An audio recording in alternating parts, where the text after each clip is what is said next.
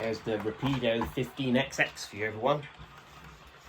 Running well, touch wood. Does seem to be sensitive to dirty track, but the short wheelbase locos are. Just wish it had a stay alive fitted. If there's anyone who's fitted a stay alive, please tell me how you've done it. Don't know why more manufacturers don't do it. Accurascale do it with all their locos, but Rapido don't. Possibly because of space with a small loco, especially when you've got a sound chip, a speaker in there. But people have done it. People could do all sorts, but it's okay saying that, but it requires skill, which I do not have.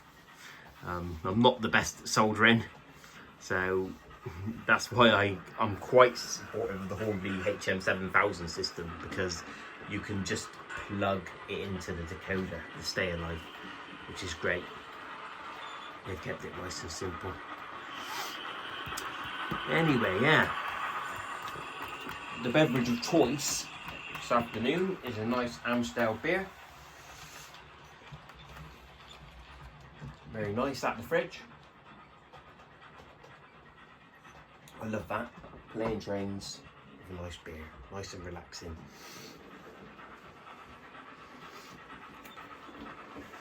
So I think what I'll do is we'll have a little bit of train talk, then we'll take the 15XX off and put the Accurascale 37 on and show you that stretching his legs a bit. As the last video I did was it just coming out the station, so I'll try and do more of like a wide angle view to show you more of the layout. I will do a video of a more detailed tour of the layout. It's only 6 by 4 foot, as I've said before, but that's got quite a lot of operational scope to it. So there is that. I must confess, I've confessed in the other videos, I didn't build this layout myself. I bought this already built. I have made a few small changes to it. For example, where the Dayport water tower is, you can see up in front of you, and you've got the brewery behind it. I've added them to it. I've put the wall round and the coal bunkers there. So I've made a few little changes. There was a platform there eventually. Not eventually, previously, sorry.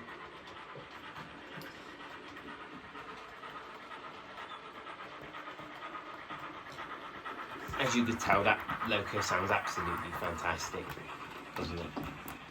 It's a shame it's a bit sensitive to dirty track. It might be just this layout, but I've had a few problems with it shorting and things like that on points, which is frustrating because these locos are expensive now.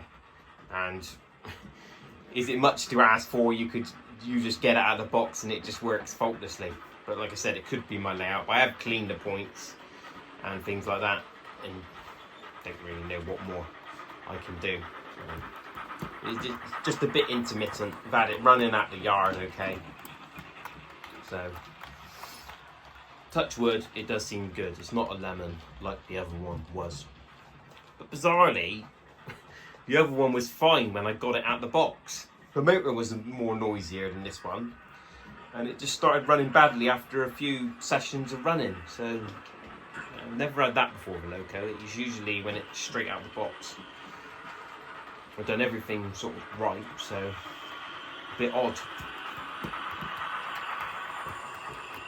And that's Batman Mark 1's this all in there out of the station pilot set. Sold the coal web tank. Don't think I've ever done a video of that one. That was a great model that come with the set. But the coal web tanks did a very similar job in real life to what these 15XXs do. Is move the coaches in and out of the platform, and that's the reason, one of the reasons why I got this loco and the coal. And I decided, well, that makes the coal web tank surplus to requirements. It wasn't DCC sound either. I DCC fitted it, next 18 chip. I sold it on eBay. I only got 50 quid for it, which was a bit disappointing, but I think I sold it at the wrong time of year. It was just before Christmas. People didn't have money, but things I notice now don't go for as much on eBay as they used to. So if you're looking out for bargains, look on eBay. But then on the other hand, there probably are things on there that do go for ridiculous money. But every time I seem to sell something, it just goes for not what I was hoping for. But there we are.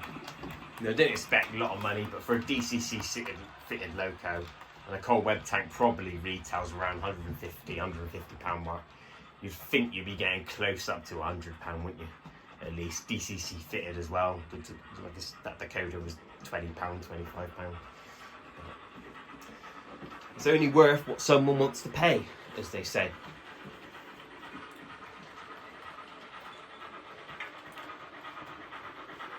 So we'll bring it round one last time, and we will reverse the coaches into the platform, and we'll bring the Accurascale 37 out and show you that stretching his legs.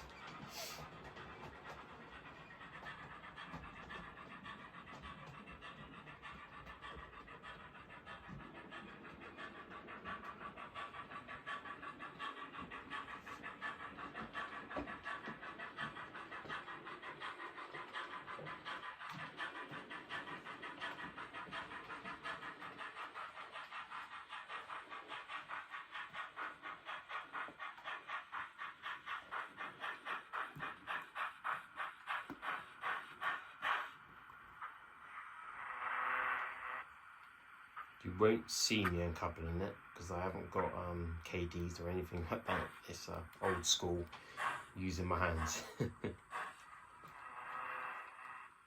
Talking about uncoupling, have we all seen the news this week from Bachmann? The new Class 31 they're doing, the deluxe versions have automated uncoupling, which is great. I think that's what's exciting about this hobby, is new developments like that. I think are absolutely great. Put off by the price of the model though. I think that deluxe model retails at $359, which is far too expensive. And we have got the Accurascale one coming as well, which is a lot more cheaper. Even though these deluxe models are nice with the working fans and that, but you do question, as I said in my Class 47 video, do you need these features? You know, are they worth that extra money to justify? I only bought that Batman Class 47 because I got it at a heavily discounted price. It was £260 for the deluxe version, whereas usually they're up over £300.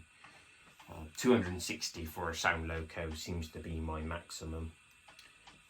That's where Accurascale got the prices right at the moment. I think that's about the right price. This 37 was an exclusive, and that was 260. I think the 31 might be a little bit more, 270. Still a lot cheaper than what Batman's are. Watched a YouTube video this morning. They told me the retail prices, and I was like, Christ. I don't think it's too bad for the normal DCC ready one, but I think I can remember them saying for the deluxe version 360. So you're going to be paying, with the discount, probably around maybe not too bad, 320. I suppose they've had to bring the prices down a bit to match Accurascale, because I'm assuming they were too far along the development process to pull out. Because I certainly wasn't expecting them to do a Class 31. If anything, I'd thought Hornby would have come out with that. But they've seemed to be sticking with their existing diesels, and unfortunately it's gone bad for Hornby with these companies coming on and bringing out new diesels of versions that they're doing, and they're cheaper, which don't make any sense at all. Obviously I think we're going to be seeing some of these diesels like they've announced this year, Class 67s, etc. Quite heavily discounted prices, like that 56 I've got from Hornby. We got that quite heavily discounted, like 50% off. But people aren't going to pay the £200 for a model where the tooling's 20 years old. It's crazy. They'll understand it more with new models like the Batman 31, things like that. Like, it did look absolutely fantastic videos. And I was debating to get it to pre-order or not, but I think I will stick with an Accurascale one, because they do the Accurascale, brilliant speaker, certainly best sound loco I've heard. They're 37, and you've got the Stay Alive as well, which I think's great.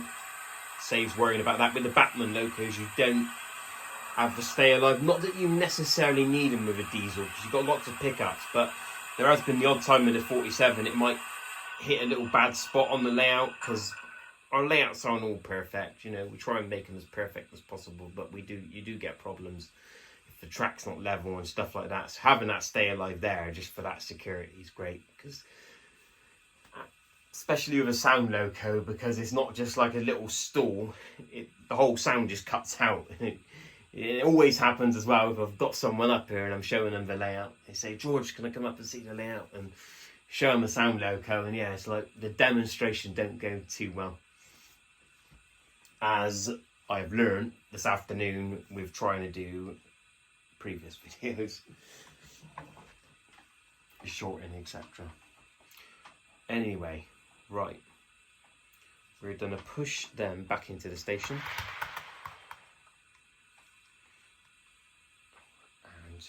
I think we'll bring the 15XX into the yard first.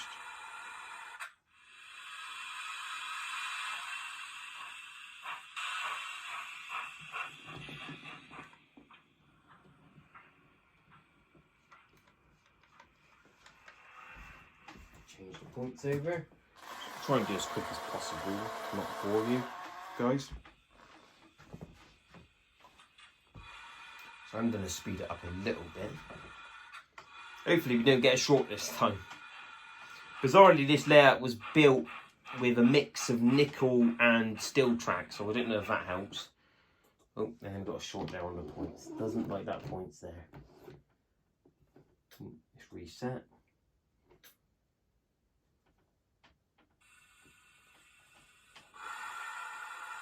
It is frustrating that you get locos that run absolutely perfect, and then you've got other ones that just don't play ball. But I don't think it's just me. I think we all get the same problem. And I'm not going to blame that on the Stay Alive, because I don't think that's a Stay Alive issue to short it, but I wonder just what shorts it. Here we are. Bring her in up to the water tower. Park her there. In she goes. And let's get the 37. Excuse my hand a minute, I'm just going to move that so you've got a better view of the 37 there. We'll bring that one out, put it on the coaches.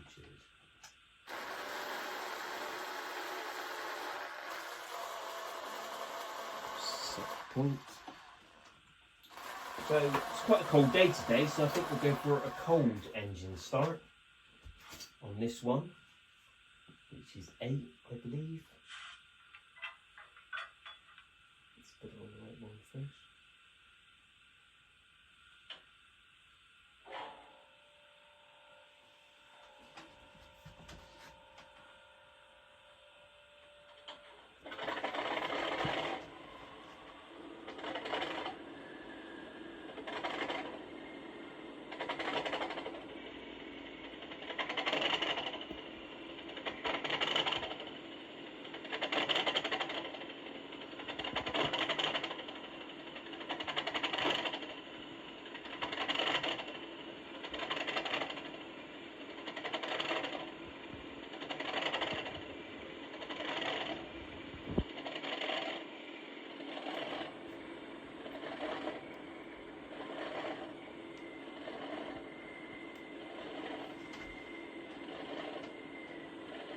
She is running. Let's give her a 2 and bring her out.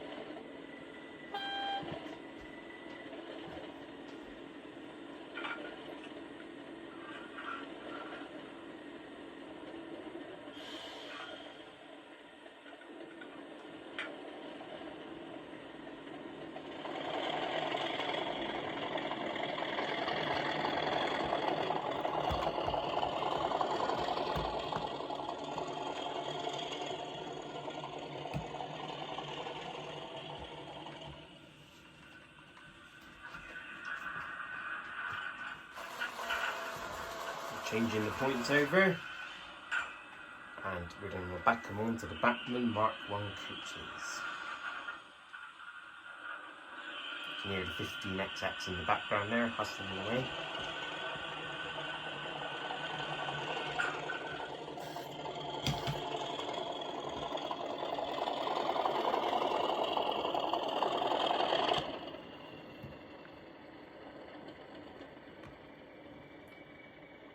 You have to excuse my hand a minute, it looks like it come off on the points there.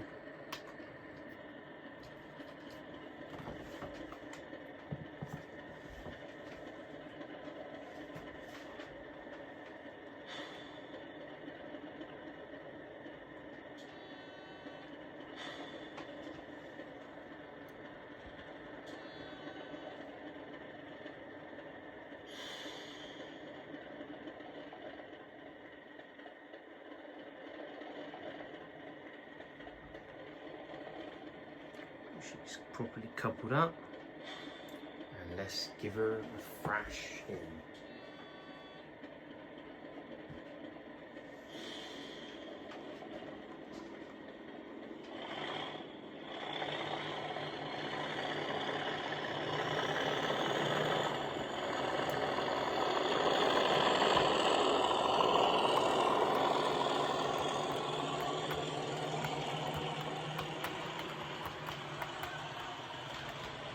Is Accurascale 37.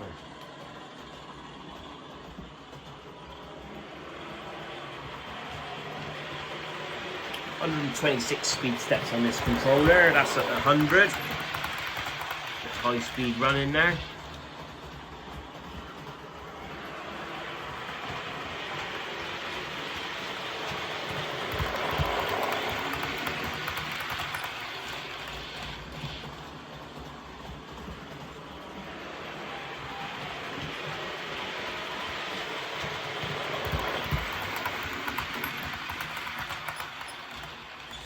Down a bit.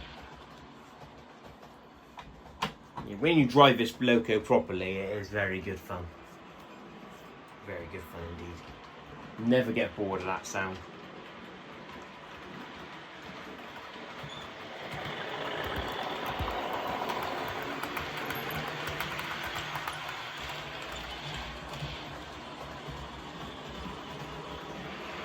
I'm going to leave you with that sound for the next couple of minutes of the video.